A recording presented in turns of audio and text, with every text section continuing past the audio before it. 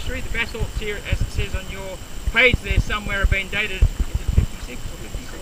56 million years, so that's sitting right on the boundary between Cretaceous and tertiary basically. And at that same time, the Great Divide formed. You'll see on a lot of maps the Great Dividing Range, which is a bit of a complete misnomer because it's not a range, it's mostly tableland. So that the actual divide, you should be able to tell me from the lectures, what's the divide? It divides, it's a drainage divide. So rivers flowing east from rivers flowing west. Now that's actually about 30 k's the other side of Walker, and it's completely flat country. So it's mostly tablelands where the divide itself is.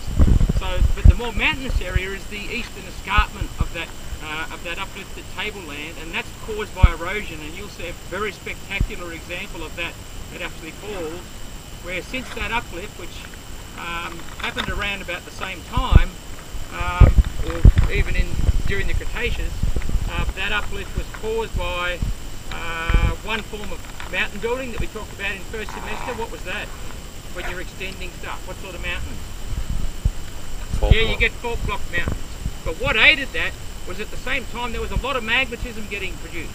This is the time we got rid of the Kiwis. They floated away, the Tasman Sea rifted us apart. Tasman Sea is floored by basalt. It was basically a mid-ocean ridge. It was operational basically during the Cretaceous. It started around about 95 and it finished at around about the time that this stuff here flowed out. Now, as well as the Tasman Sea floor, a lot of basalt was actually what they call underplated underneath the eastern margin of the Australian continent at the time. Now, underplated means that a lot of the basalt didn't get through the crust. Some of it flowed out on the top surface like this flow here, and there's examples of this all along the tablelands, but most of it didn't get through. Why would most of it not get through the crust? Why would it pond at the base of the crust?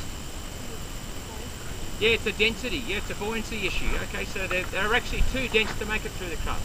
So you ponded at the bottom of the crust, solidified, presumably as gabbros, and that had the effect of thickening the crust. And then comes the concept of isostasy that we talked about back in first semester, and that basically made the crust rebound and it lifted up. So the whole Great Divide, all the eastern tablelands in Australia were caused by, partly by the fault block mountain thing, but also by underplating of basalt. Okay, so they flowed out at around about that time. Now that uplift actually had quite an effect on vegetation apart from anything else. One of the things, I'll try and tie a bit of botany into this, one of the things you might have noticed as we came up the hill, right down the bottom in fact, just as we were driving out of Mount Seaview, there was a row of grass trees or xanthoreas on the ridge just to our left. Now they love growing on magnesium and calcium rich soils, so when you see them, it's quite often they're on limestones or they're on serpentinites, and in that particular case they're on serpentinites. As we came up the mountain, the vegetation changed quite dramatically. Right down the bottom, the wet forest is subtropical rainforest. Back here about 10 k's we went through a patch of temperate rainforest which has Antarctic beach in it. Now you wouldn't think Antarctic beach would survive. It's a remnant from when Australia was still joined to Antarctica and our latitudes were about 60 degrees. The only thing that preserved it was this coincident uplift that happened. In fact, the uplift just happened just prior to our drifting away from Antarctica. And so the elevation difference kept the climate cool up here. So this is much cooler climate here than it is down at Mount Seaview, and that's how you managed to preserve these remnants of when Australia was further south. Around here, in fact, there are snow gums that we've been driving through. So as we've been, think of the buses as three TARDISes. As we've been coming up the hill, we've actually been going back in time in terms of the recorded vegetation. And that's all to do with why this basalt's here in the first place. So what minerals can you see? Silicon is not a mineral. Yeah, okay, there's olivine. Feldspar. Okay, can you see the plagioclase? There are some plagioclase phenocrysts, but there's not much of it. Most of it's in that ground mass. Remember we have basalt specimens we had back in the lab. The plagioclase was difficult to see because it's transparent, so it just takes on the colour of the pyroxene that's around it. So that's the other mineral that's in here. Again, difficult to see individual crystals because this thing is so fine grained. But it's very dense, it's black, so you can pretty much infer that there's a lot of pyroxene and plagioclase in there. The rock itself has a high density. There are rocks, you can't just rely on the colour because there are black rocks that aren't basalt. Some chert, some very silicious rocks are black, but these are much more dense than silicious rocks. And you've identified olivine in there already. Okay, so olivine's probably the key one that you can see. There are some greenish coloured plagioclase crystals in there, so the bigger ones there, on the, at least on the fresh surfaces, have a slight greenish tinge to them as well. When they weather, on the more weathered surfaces, you'll see the olivine very quickly goes to a reddy brown, and that's just the weathering. And the plagioclase does the same sort of thing. It goes to a slight sort of glassy brown appearance, but it's still. How can you pick it from the olivine? Yeah, the shape of it, so it's prismatic rather than rounded like the olivine, and yeah, so cleavage is the word I'm after. So plagioclase has got lots of cleavage in it, olivine's got none. It has that conchoidal fracture. So there'll be the three key minerals that are in here. The pyroxene, the specific pyroxene is augite, and we'd have fairly calcic plagioclase here and olivine, and they're the three key ones. If you had your magnets on you, you would discover that there's also magnetite in there as the main oxide phase. Now the next question sort of arose. Someone here 5 years ago came up to me and said, "What's this blue mineral?" And I said, "I've got absolutely no idea." So we actually took it back and managed to get a thin section right where the edge of the rock was, where this blue mineral was, and it turned out to be quartz. And I went, huh? How does that work? What are the one of the things I've been telling you in lectures? What's wrong with olivine and quartz in the same rock?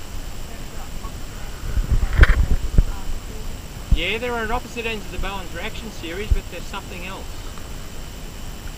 that I said about olivine and quartz. Can't have both They can't together. coexist in most circumstances. There are exceptions to that, but we'll leave that for the moment. Certainly, magnesium-rich olivine and quartz will not coexist together. Why?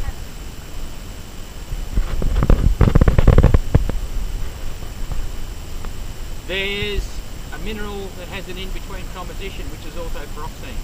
That's why. So normally, that if you had the two together by some chance, they would react out to form OPX. Okay, so from the simple point of view, they can't coexist. So you wouldn't expect quartz to crystallise from a basalt. Is the key point that I'm on about there. So how the hell did it get in the basalt?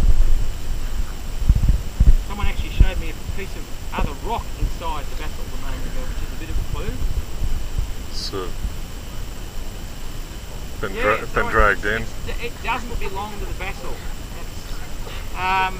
There's a prefix meaning foreign. Zeno. Zeno. With an X, not a Z. Please don't spell.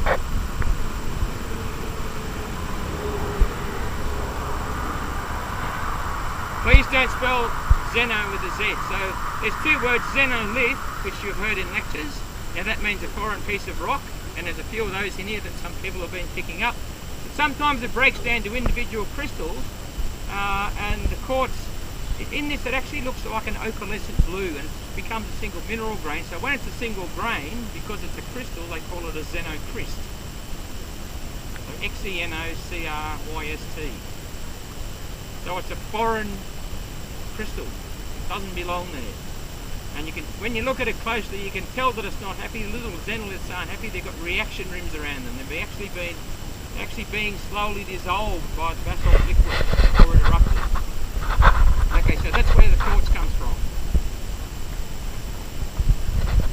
There's another question, isn't there? Oh, that's right.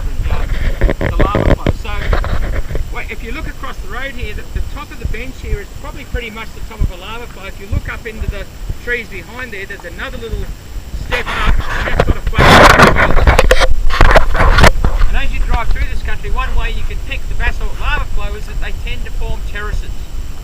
And as we drive a little bit further on the bus, we're at 1100 metres here. We're going to drive down the Yarra River. It's only at a down, back out the other side. Now, on these landscapes here, by and large, the basalts are the youngest rock. I've already said that this is early tertiary. Everything else that's around us is Carboniferous and earlier. The other thing is that the geomorphology is younger than that again in most cases. Okay, so the rivers have then come along and creeks and actually incised down into the landscape, and what you usually end up with is you end up with basalt caps on the hills, and you have the older rocks exposed in the valleys underneath. Now we've got an exception coming up. So as we drive down into the valley, you'll see a series of terraces that in fact go all the way down into the bottom of the valley.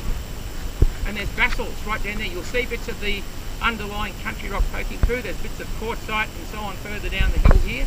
But you'll see basalt terraces go right down into the floor of the valley, and your job, and I'm not going to give you any more hints, is to have a think about how the hell did that happen? So why have you got basalt flows right down into the bottom of the river valley? Okay, we can probably head back to the bus. Keep an eye on this traffic. They do move very fast along here.